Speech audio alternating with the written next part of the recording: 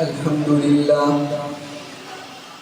لله وحده والصلاة والسلام على من لا نبي بعده أما بعد فأعوذ بالله من الشيطان الرجيم بسم الله الرحمن الرحيم إذ يقول لصاحبه لا تحزن إن الله معنا صدق الله العظيم.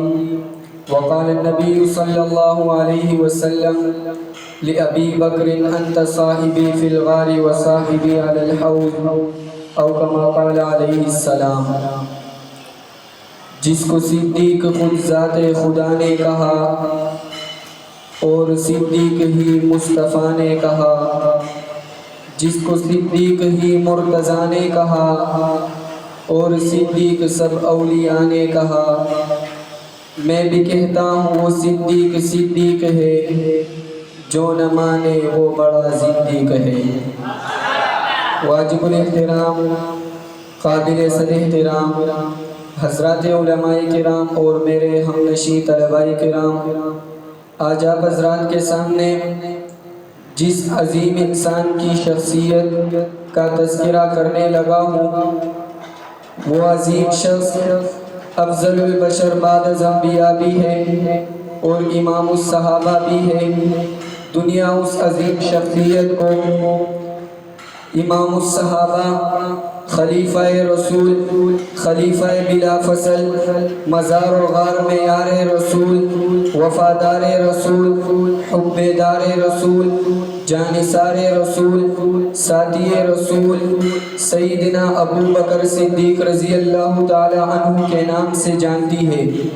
سامعین محترم، جب حضور علیہ السلام نے فاران کی پہاڑی سے توحید کا اعلان فرمایا تو دنیا میں کوئی ایک شخص بھی حضور کے ہم نوا اور ہم سفر نہ تھا.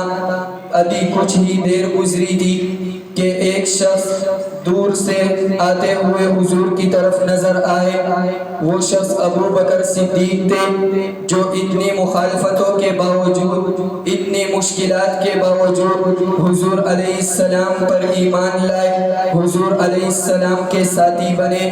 جب سب تکفیر کر رہے تھے، جو تصدیق کر رہا تھا، جب سب دشمنیاں کر رہے تھے، جو دوستی کر رہا تھا، دنیا اس عظیم انسان کو ابو بکر صدیق کہتی ہے. سامعین محترم، جماعت صحابہ میں اگر نظر دوڑائی جائے تو ہر جگہ میں، ہر مقام پر ابو بکر صدیق پہلے نمبر پر نظر آتے ہیں. ہر کام میں سب سے سبقت لے جانے والے پہلے نمبر پر ابو بکر نظر آتے ہیں. وہ علم میں ہو تب بھی ابو بکر اول نظر آتے ہیں، عمل میں ہو تب بھی ابو بکر نظر آتے ہیں، ایمان میں ہو تب بھی نظر آتے ہیں، ایقان میں ہو تب بھی نظر آتے ہیں، کلمے میں ہو تب بھی نظر آتے ہیں، روزے میں ہو تب بھی نظر آتے ہیں، زکوٰۃ میں ہو تب بھی نظر آتے ہیں، حج میں ہو تب بھی نظر آتے ہیں. حضور دین کے لیے مال لٹانا ہو تب بھی ابو بکر اول نظر آتے ہیں، دین کے لیے مارکانی ہو تب بھی ابو بکر نظر آتے ہیں. وہ بدر کا میدان ہو یا احد کا میدان، وہاں بھی ابو بکر اول نظر آتے ہیں. سامعین محترم، دنیا میں حضور علیہ السلام کے فرمان عالی شان کو دیکھ کر مروا ابا بکر فلیصلی بالناس میں ابو بکر کی خلافت کا تذکرہ ملتا ہے. قرآن کریم میں اذ یقول لصاحبہ لا تحزن ان اللہ معنا فرما کر اللہ نے ابو بکر کے ثانی ہونے کا تذکرہ فرمایا. اللہ نے ابو بکر کو حضور علیہ السلام کے ساتھی ہونے کا تذکرہ بیان فرمایا.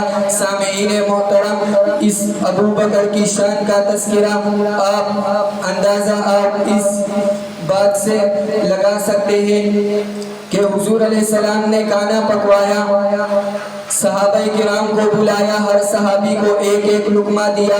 ابو بکر کو 3 لقمے دیے. حضرت عباس رضی اللہ تعالی عنہ نے وجہ دریافت فرمائی تو آپ نے فرمایا جب میں نے صحابہ کرام کو ایک ایک لقمہ دیا، لیکن جب ابو بکر کی باری آئی، میں نے جب پہلا لقمہ دیا تو جبریل نے کہا اے عتیق تجھے مبارک ہو. جب میں نے دوسرا لقمہ دیا تو میکائیل نے کہا اے رفیق تجھے مبارک ہو. جب میں نے تیسرا لقمہ دیا تو خود رب کائنات نے فرمایا اے صدیق تجھے مبارک ہو. تبھی تو شاعر ابو بکر کی شان میں یوں کہتے ہیں تجھے لا کر دکھانا تھا بشر ایسے بھی ہوتے ہیں, خدا نے یہ بتانا تھا بشر ایسے بھی ہوتے ہیں. سمندروں سے زیادہ تجھے دل کی وسعتیں دے کر سمندروں کو بتانا تھا بشر ایسے بھی ہوتے ہیں. سمندروں کو بتانا تھا بشر ایسے بھی ہوتے ہیں. خلیفہ ہو کر بھی جو فاقہ خوشی کی لذتیں مانگے فرشتوں کو بتانا تھا بشر ایسے بھی ہوتے ہیں. قدم رکھے زمین پر تو زمین ہلنے لگے ساری, یہ لوگوں کو بتانا تھا بشر ایسے بھی ہوتے ہیں. سامعین محترم, یہی وہ عظیم شخصیت ہے کہ حضور علیہ السلام کے چچا ابو طالب جب شام کے سفر میں تجارت کے لیے جاتے تو ایک مرتبہ حضور علیہ السلام کو اپنے ساتھ روانہ فرمایا تو ابو بکر بھی اس قافلے میں موجود تھے. شام کی طرف سفر ہے تو راستے میں ایک یہودی کا خیمہ آتا تو وہ تمام قافلوں کی دعوت کرتا شاید کہ وہ نبی اس قافلے میں موجود ہو اور مجھے اس کی زیارت ہو جائے, اسی غرض سے وہ دعوت کرتا. لیکن جب یہ قافلہ اس کے خیمے کے پاس سے گزرا تو اس نے کہا کہ رک جاؤ, تم سب کو میری دعوت ہے. سب نے کہا ٹھیک ہے خلیفہ.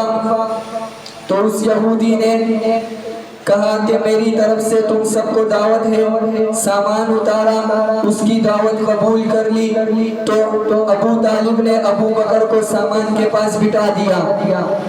تو جب دسترخوان سجایا گیا, کھانے رکھے گئے تو دریافت فرمایا اس یہودی نے کیا تم سارے آ گئے ہو, کوئی بچا تو نہیں ہے؟ تو اس نے کہا نہیں کوئی نہیں بچا. لیکن ابو طالب نے کہا ایک بچے کو سامان کے پاس چھوڑ کے آئے ہیں. اس نے کہا ابو طالب اس بچے کو بھی لے آؤ, شاید کہ یہ وہ بچہ ہو جس کے لیے یہودی کا دسترخوان سجتا ہے.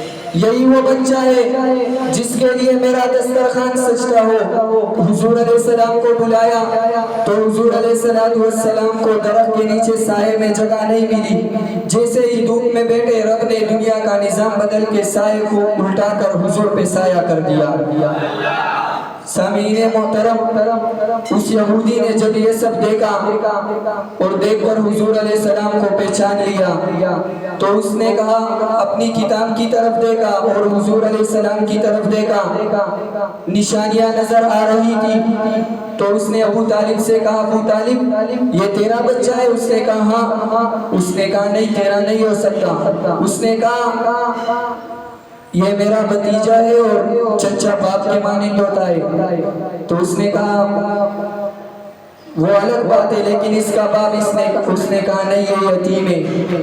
فرمایا ابو طالب اگر تیری اجازت ہو تو تیرے بھتیجے کے کمر سے کپڑا ہٹا کر کچھ دیکھ سکتا ہوں. اس نے کہا دیکھ لو. تو جب اس نے میرے نبی کے کمر مبارک سے کپڑا ہٹایا اور مہر نبوت کو دیکھا تو اس نے کہا ابو طالب یہ کپڑے کا تاجر نہیں, رب کی قسم یہ تو جنت کا تاجر ہے. یہ کپڑے کا تاجر نہیں, اسے واپس لے چلو ورنہ شام کے یہودی اس میں ساری نشانیاں دیکھ کر اسے قتل کر دیں گے. تو اس جگہ سے میرے نبی کو جس کے حوالے کیا گیا, شام سے لے کر مکہ تک جس کو میرے نبی کے حوالے سپرد کر کے مکہ تک پہنچایا گیا, دنیا اس عظیم شخصیت کو ابو بکر صدیق کہتی ہے.